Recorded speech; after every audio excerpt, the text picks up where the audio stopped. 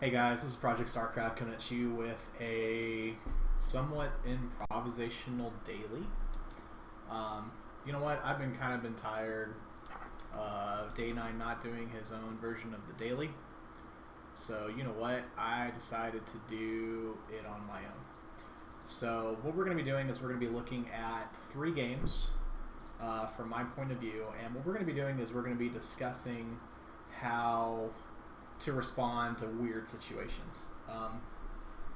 I play a PvP and 2 PvTs.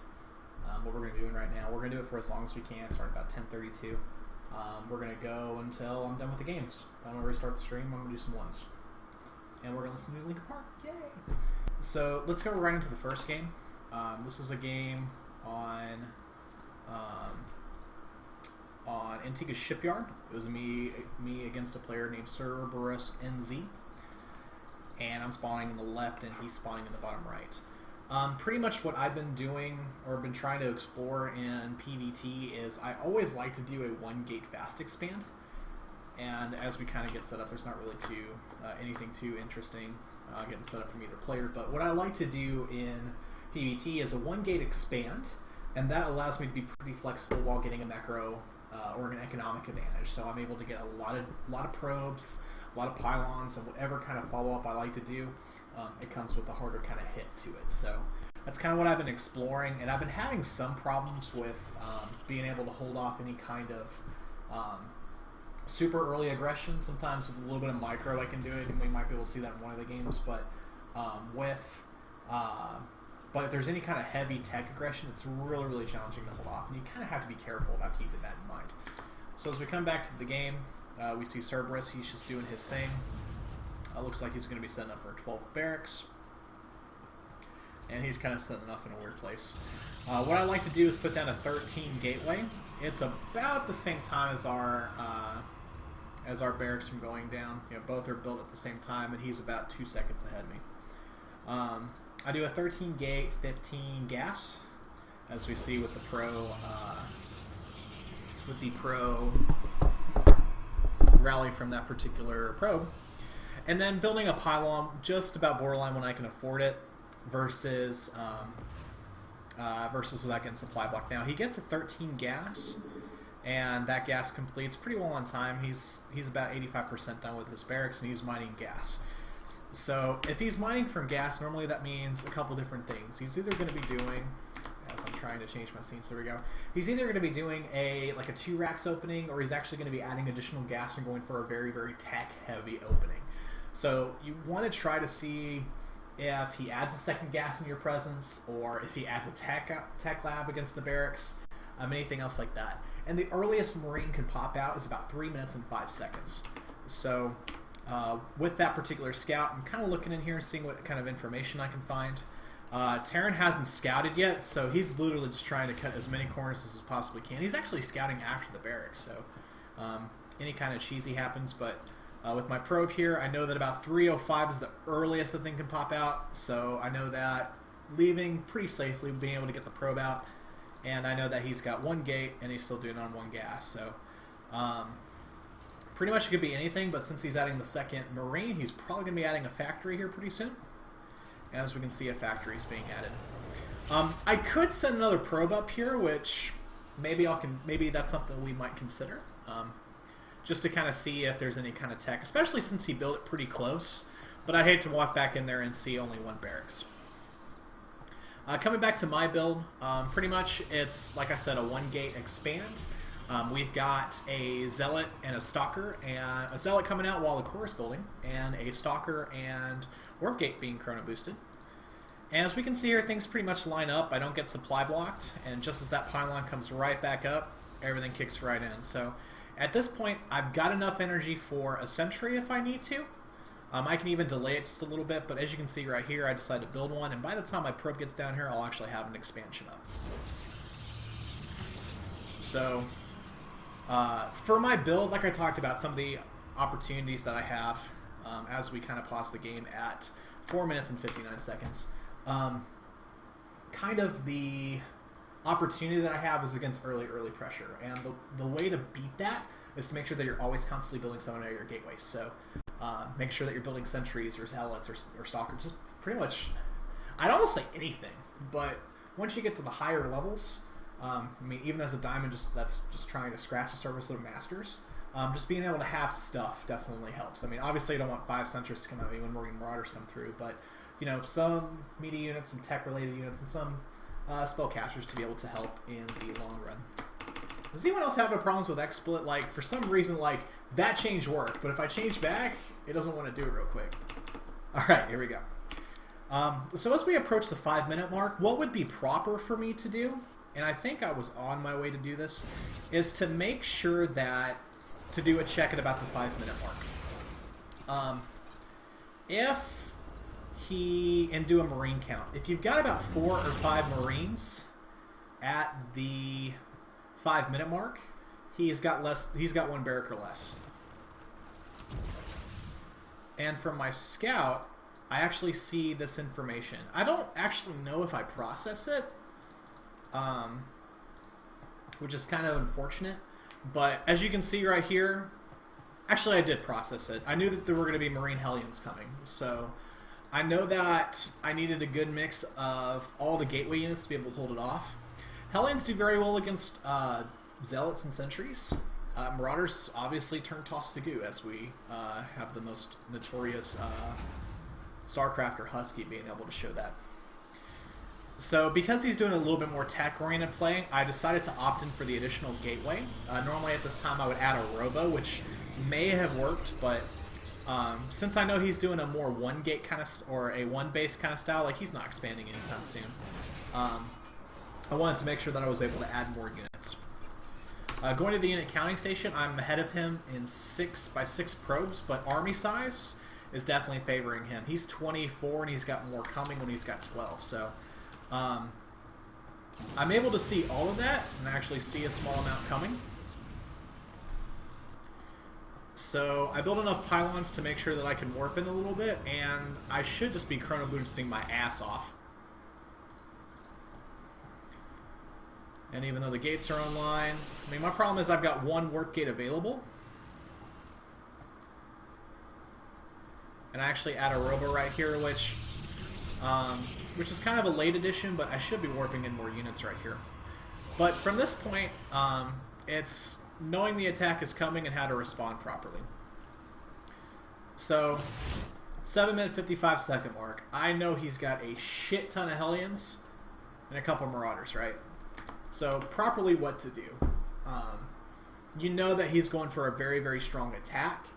And with this amount of things, he probably doesn't have an expansion up and running. He might be expanding behind it, but he doesn't have a whole lot of information right up front. So you need to do whatever you can to survive. If we go to the unit counting station back in the game, I am 9 workers ahead of him. So it's okay if I lose 9 workers. Now, in the game, do I know that I can lose 9 workers? Absolutely not. I mean, he could very well have expanded behind this, been a little bit farther along, and been a little bit more equal to me. But with the amount of units that he has here, that right there is 2 command centers worth of units. Hellions cost 100, right? Yeah, so that's 2 command centers worth of units. He'd have to cut at some point to be able to put down an expansion, which he did right when that expansion goes down. So at this point, what I want to be able to do is limit the Hellion's ability to move around the map and being able to do a lot of drive-bys and things like that. So I utilize this this space right here to be able to do that. I don't want to engage in open ground. I want to confine him as much as possible.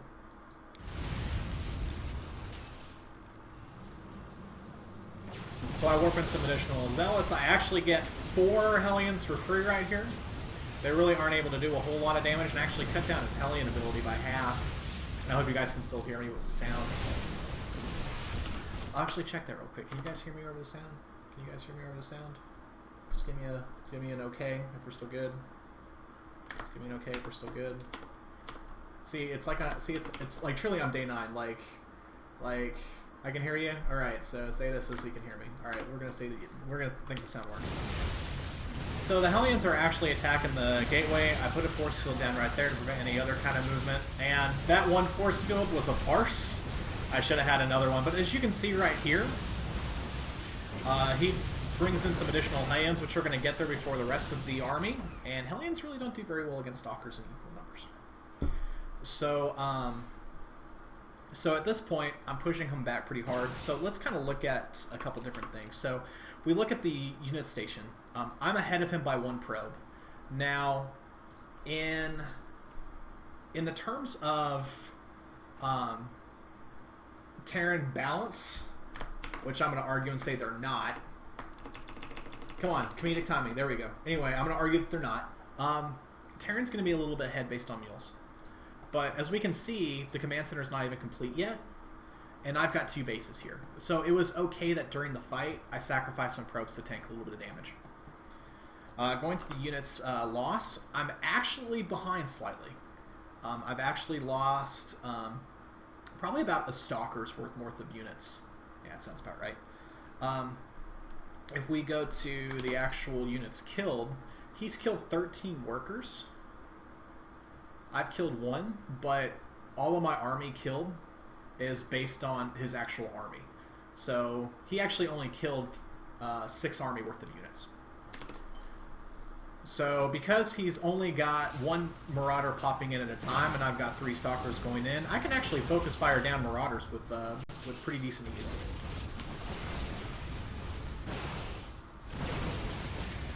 Doing some cute little kiting right here. Totally not really necessary, but you know what? I'm able to do a lot of chip damage on these hellions. And he decides to do a run around. Now, while this is going on, I'm cheesy and put a pylon up here. But we're actually building an observer in order to get some information. And I'm actually building a war prism to be able to get into his base just in case.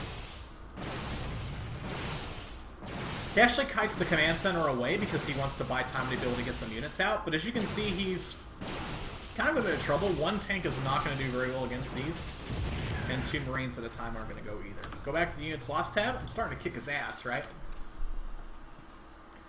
And so he's actually expanding again. Hope I don't actually walk into his base.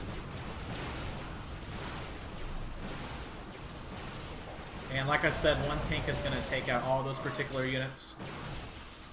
And that's when I start focus firing down some of those things, and Cerberus sweeps the game. So, while I get the next game set up, pretty much what comes down to that is scouting.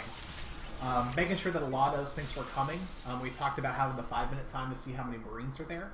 I was able to get lucky based on his unit placement to be able to see when his, or what type of structure he was going for. So he was going for like a 1 base kind of thing. And being able to see actually when his attack comes out, so sending the probes out and things like that. It's okay to sacrifice a probe or 2 to be able to get some map awareness. Please do so. You're going to get a lot more information as opposed to hoarding all those probes and not knowing when an attack comes in. So let's look at this other PVT game that I have while I get this loaded.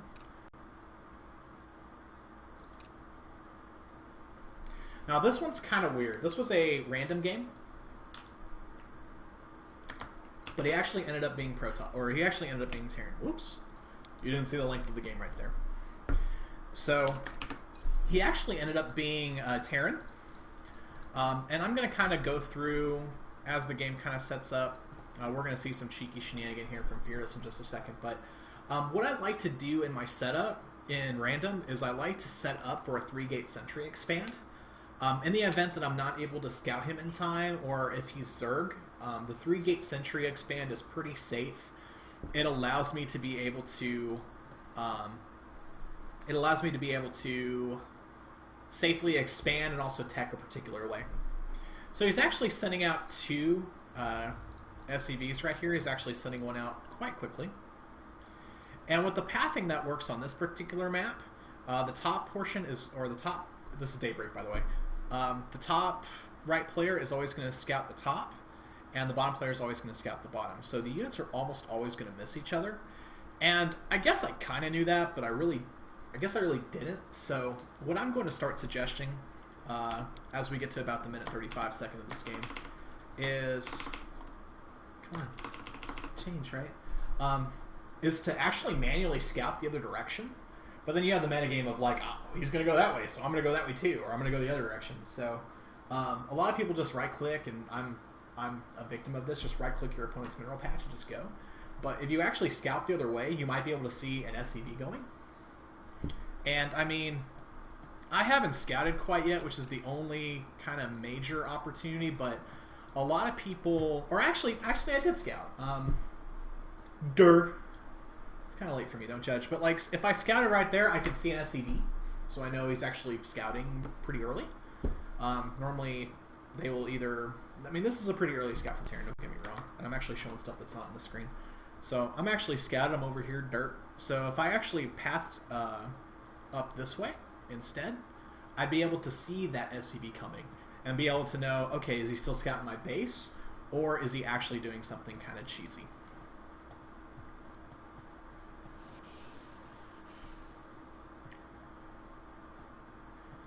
So as we can see here, I'm actually throwing down my gate slightly late, the same time as he puts down his barracks. So one thing to really note is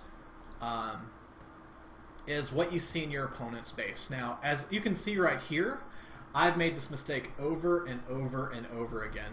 Oh, my opponent fucked up and built his shit late, right? That's not the case. He's being a little cheesy little asshole and actually putting down a barracks over there. And he's actually taking an additional SCV off the line just to be able to make sure that he can't see what's going on. So he really wanted to make sure that I didn't have free scout of his base. So with that in mind, at the 2 minute and 50, or as we approach the 3 minute mark, get a little duking fight with the this particular player. Let's go back to my particular base. So as you can see right here, I'm kind of the same build. My pylon is about to line up so that I don't get supply blocked. I've got a gateway right here with the anticipation of putting down a cybernetics core and actually expanding over here. If you make the same mistake that I do, keep this in mind. If your opponent makes a mistake and you can recognize it, it's good to be able to continue making that particular... or it's good to capitalize on that. So you want to get further ahead. The choice that I made here is I decided to expand before gate. Or expand before core, excuse me. It's really risky, and it gives you an economic advantage, but it can definitely put you behind if this isn't spotted or any kind of other shenanigans or any kind of shit happens. So... keep that in mind when you actually go into a game and be like, wow, this guy completely fucked up. He didn't build his shit in time, so I'm going to take a shortcut.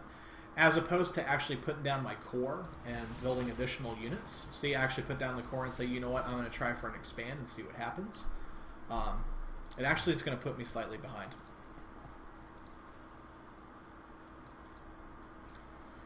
So I actually put down the expansion over here.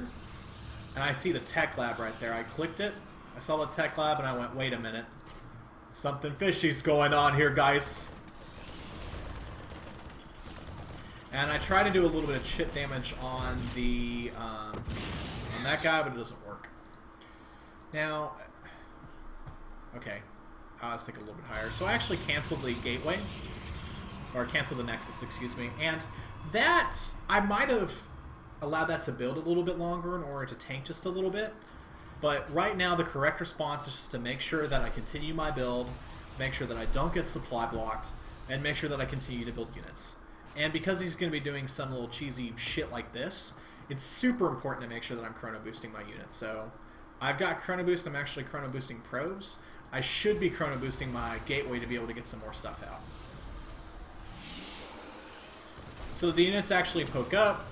I'm attacking my cybernetics core for some reason. Like, who the fuck attacks their cybernetics core? Like, what the fuck is going on with that? Really? I mean, come on. So anyway, so second zealot pops out, and with the concussive shell, he's able to kite a little bit, but I've got 2 units, and I've got an additional stalker on the way. Now, at this particular point, too, the marauders are going to get there pretty quickly, but the marines are going to take a little bit of a while to get there. So, chrono boosting out some stalkers. And once I have some stalkers, even though I have some zealots that are weak, it's going to take a while for the marauders to actually click. And at this point, I'm in a little bit of trouble. He's got marines actually rolling in, but he's supply blocked quite a bit. So at this point, it's going to be okay to pull probes. A second gateway is about a third of the way done, but also I added additional or some redundancy with my pylons. If you took that one pylon, I would be fucked. So we're going to continue going to see what's going on. But as you can see from home, he actually wasted a he utilized 50 of his energy to actually call down supply, and he's still locked a little bit. So he's actually going to have to pull guys off the line to actually build a supply depot if he wants to continue this particular push.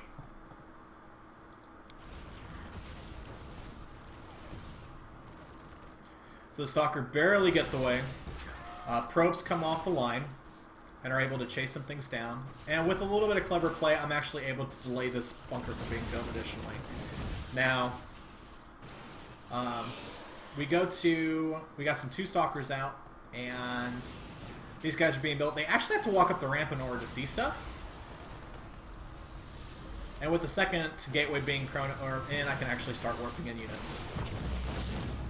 Now these units are very, very weak. Even though we got stuff quickly reinforcing, he doesn't have SCVs on the way. They're actually locked up right here, so he can't really continue this aggression too much. But we got 2 Stalkers out. Now let's pause and let's go to the units lost. It's been about even. He's killed more workers, but I've killed more army. It's the same kind of discussion that we talked about it. Going to units lost, I'm actually slightly behind, but if we go to the unit counting station, I'm ahead of him on probes. Little miss rally right there. And he's got 2 marauders right here, and he's not going to be able to do too much here pretty quick. He decides that he's starting to lose ground, so he expands. And at this point, my gateway's kicking in. So I have 4 Stalkers. And he cancels these guys. And what I actually do in this particular circumstance is I'm actually warping in Zealots over here. It might have been smarter to warp in Stalkers because he was reinforcing Marines from the long distance, so Marauders or Stalkers would have been able to do a lot of damage, but I decided to warp in some Zealots because it's going to take him a lot of control to be able to take care of those, especially with just Marines.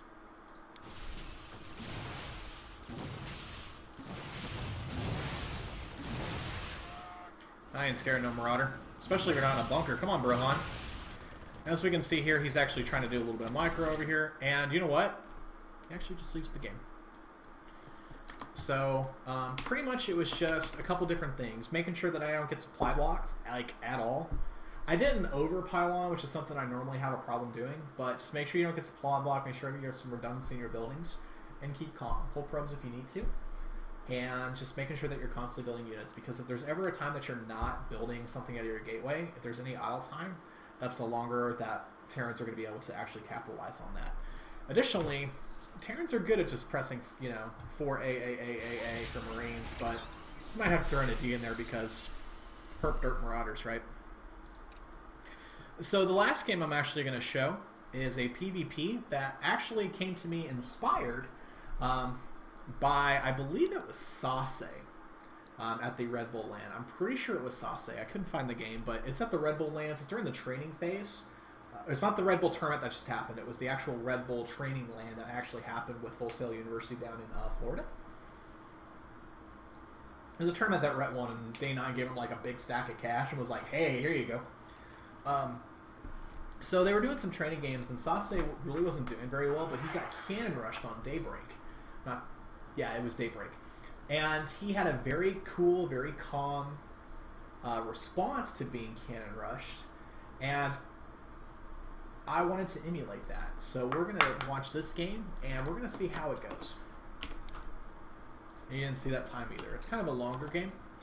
But I'm spawning in the bottom, or I'm spawning in the top right. Blitzkrieg, my opponent, is spawning in the bottom right. I'm spawning in the top right.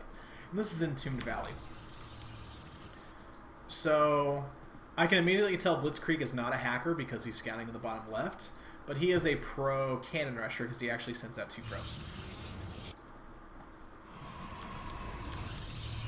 So if you want to learn how to cannon rush on Tombed Valley, here's how to do it. It's going to be a little while, as we can see from the production tab on when Harris Forge is coming in, but I always like to spawn close by ground positions because they actually, I believe, have a little bit, it seems like a little bit of a less distance to your opponent's base, but it's very symmetrical across the map.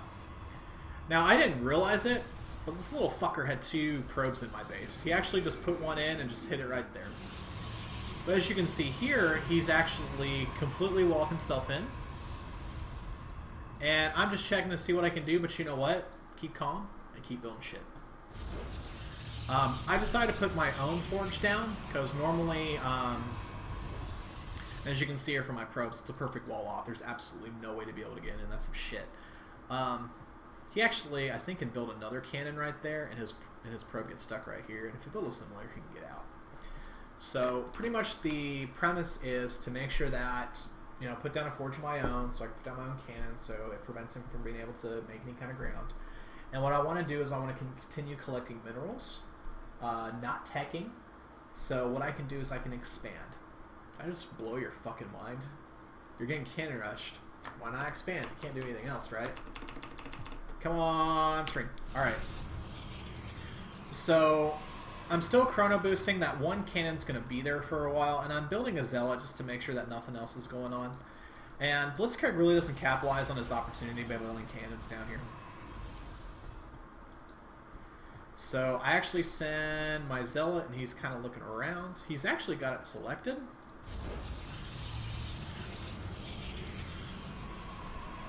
But he does, but he's not going to be able to do a whole lot with it.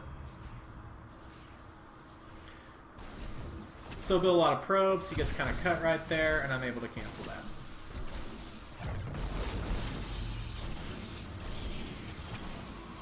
So I expand. He doesn't know that's going on right now. But as you can see, these cannons are actually doing hull damage on the Nexus. How many times have you been fucked with a particular cannon going down? You're going, oh shit! He's cannoning my damn Nexus, motherfucker. And you just say what other kind of names in the book that you can particularly do. We go to the units lost tab. I've actually lost quite a bit, and he's actually hasn't lost a whole lot. I actually lost about a pylon, a probe, or a warping and cannon that's canceled, a pylon, and a probe. So in the game sense, I'm still losing. But he builds another cannon right here because he really wants to make sure I'm dead. I really want to make sure that I can cancel this guy, and I'd like to build one cannon to actually prevent any kind of additional things from happening, but he really wants to make sure I'm dead. These 2 cannons are going to be in range of that one cannon. But as you can see here, I got a lot of chrono. If I was smart, I'd be chrono boosting this guy, and I am. Also, it regen shields a little bit if it's not taking damage. But just making sure that I can continue to mine. So I've got about 5 guys up here. I got 1 cannon, which really doesn't do a whole lot except do some hull damage on this guy.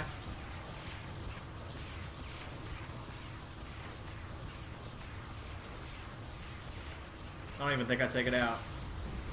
Nope. So these guys evacuate, and I've got about 5 probes that are chilling over here. So we go to the unit counting station. He's actually ahead of me in probes. So let's pause the game for just a second. So going back to tech, he has a cybernetics core on the way, which is a common follow-up. They're just like, I successfully cannon rushed you, but I didn't kill you, so I'm going to forget you. Because if that's not all in, then I don't know what is. So my actual core is about the same time as his. He's 4 seconds ahead of me. But in just a moment, you'll see this pylon gets knocked out and actually shuts down my gateway for a bit. So at this point, I have to rely on cannons to make sure that I don't die.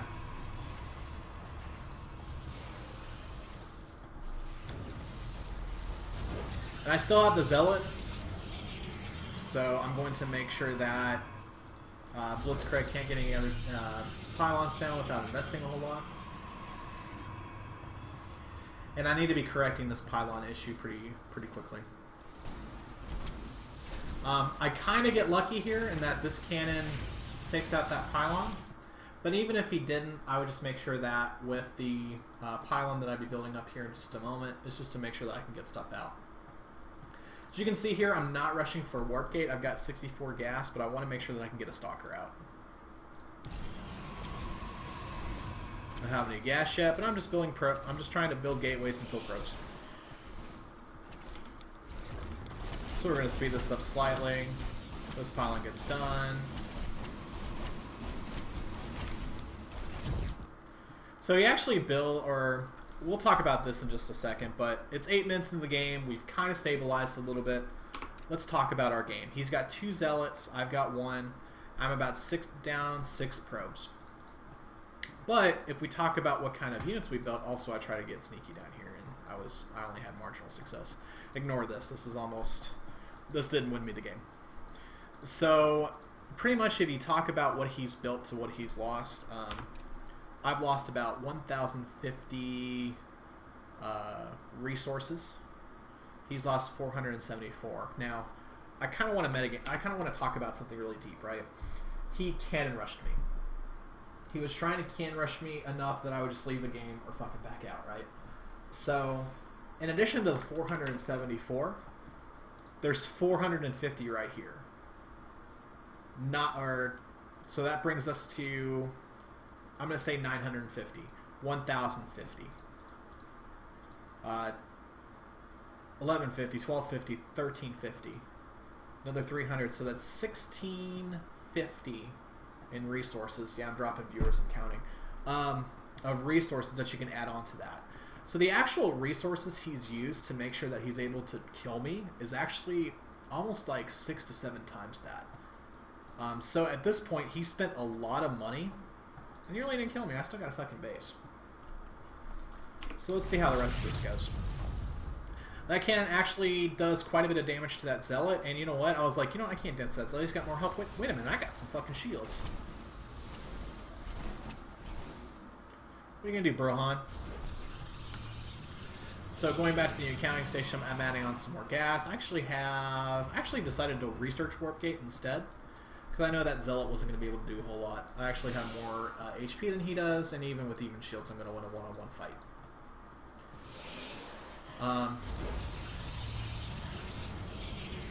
I'm building some additional cannons down here. There's some limited success. I think I killed about 4 probes. But if anything, I take my time off mining. I'm actually ahead of him slightly. This guy gets about 4 kills and dies. Actually, maybe 3. It's not worth it. I think I don't even cancel that. Do I cancel it? Nope, he's got a free cannon.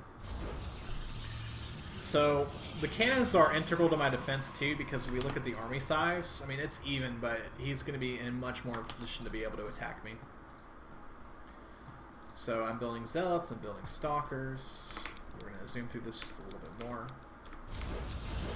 I'm up to 3 gates. That second gate came in a little bit late, and I decide for a robo. The reason I decide for a robo is that if he does a lot of zealots, I'm going to have cannons and I'm going to be able to buy myself some time. If he does mostly stalkers, the immortals are just going to kick his ass. So he's actually moving out for an attack. Army supply, his is actually quite a bit bigger. Actually, wait a minute. Yep, so there's 8, 10, 12. So he's actually going to the unit counting station. He actually has more stalkers than I do. I see some stuff warping in. I thought I'm doing pretty awesome, but then I get caught with my fucking pants down. Holy fucking shit. Just go home. Don't even try. The 2 cannons are going to help me.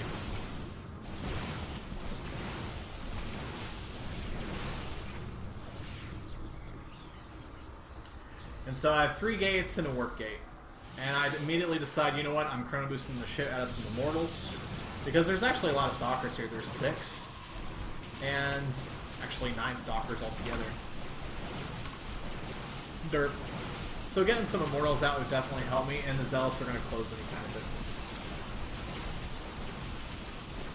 Back at home, he's on 4 gates. Like I said, why not follow up an all-in with another all-in?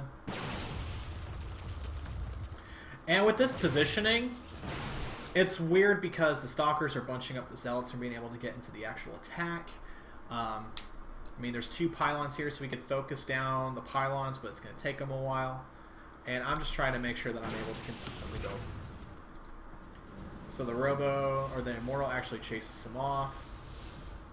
And I'm trying not to get supply blocked, and he's actually ahead of me in a lot of different things. So I keep the Immortal alive. The Zealots are doing quite a bit of damage. The cannons are actually helping out quite a bit.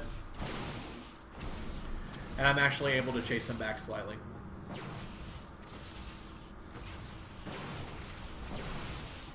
So we see some back and forth going on. We see a Warping going here. Ignore it.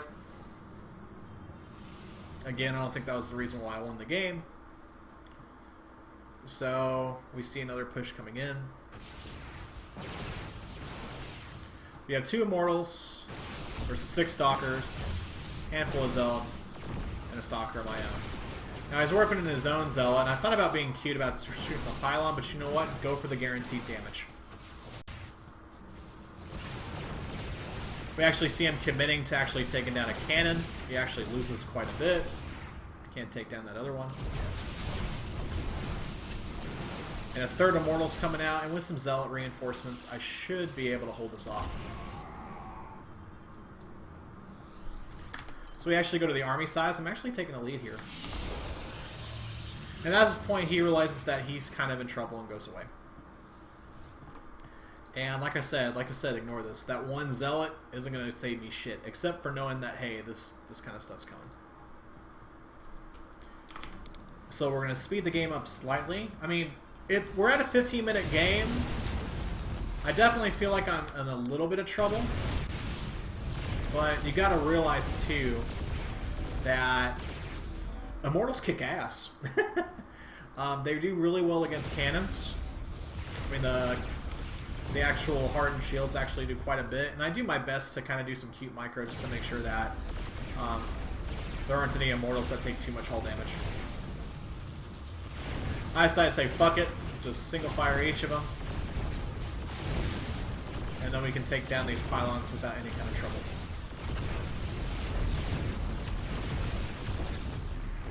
And imagine that. I have my own base now. I have a perfectly good expansion back in my main. And it's pretty fucking rad. So, at this point, it's kind of difficult to figure out what exactly to do. You know, I survived a fucking cannon rush. He ulted me twice, and he didn't beat me. So what the fuck to do? Now, in my fat head, I'm always the kind of person to take more bases. So I'm like, fuck it, let's see what happens. But if you're not ahead, you need to make sure what you can do to take that lead back. And most of the time, it's either an army decision or a tech decision. Most of the time, it's not economic. So, what is going to win me the game is to make sure that I get Colossus. If we go back to the game, and that worked the first time, which is weird. If we look at the production tab, he is just about to be halfway with his robo. I have 4 Immortals already, and I'm starting my robotics bay. So we're going to times forward a little bit. And as you can see here, he gets supply block pretty hard, but so do I. So this is irrelevant for both of us. But, so at this point, it kind of equalizes. Additionally, if you're supply blocked, tech, choose a tech. I have a forge. I'm going to do +1. I can't build units, so I'm going to get my other edge through tech. So I decided to go for +1 weapons. It's going to make my Colossus and Immortals eat fucking, eat fucking babies for breakfast. Have you looked at Immortal lately? Immortals do 50 damage against armored units, and 20 damage against non-armored units is still nothing to shake at. That increases by 10%, each particular increase. We'll check on that whenever the +1 is done. And to be perfectly cute, Blitzkrieg does the same thing. So I put a pylon there just to check for shit, but I'm not anticipating going for a 3rd base anytime soon. Chrono boosting out the Colossus range. I'm looking for range, and I'm setting up a proxy pylon to be able to check for shit on my own. And he's got a lot of stalkers and a lot of sentries. 10 sentries to be specific. And he's doing a good job of making sure that he stays active. But as you can see here, even with the robotics bay, I'm actually ahead on tech. My second Colossus is 2/3 of the way from popping, and I've got range. He actually made the decision to go for a third base, which I think is the correct decision for him. The amount of sentries he has here isn't. So he's adding on some additional gateways. We clear out some things. I got a forward-looking pylon, and I decided to poke up this ramp here for just a second. If we look at the army supply, it's pretty much even. But the thing is, too, is that I've got 16 zealots, 4 mortals, 2 colossi, a stalker, and some sentries. The sentries aren't really for force fields. They're gonna be there for guardian shield. Maybe a force field or 2 in case I can trap a unit. He has 13 sentries, and as much as sentries tickle, they're not going to be able to kill a gateway. They're not going to be able to kill a Colossus army. They're just not. But what they can do is force field a ramp. So I do have Colossus, but I didn't want to press the issue right there. Walking up a ramp is normally a bad idea. So I decided to fall back slightly.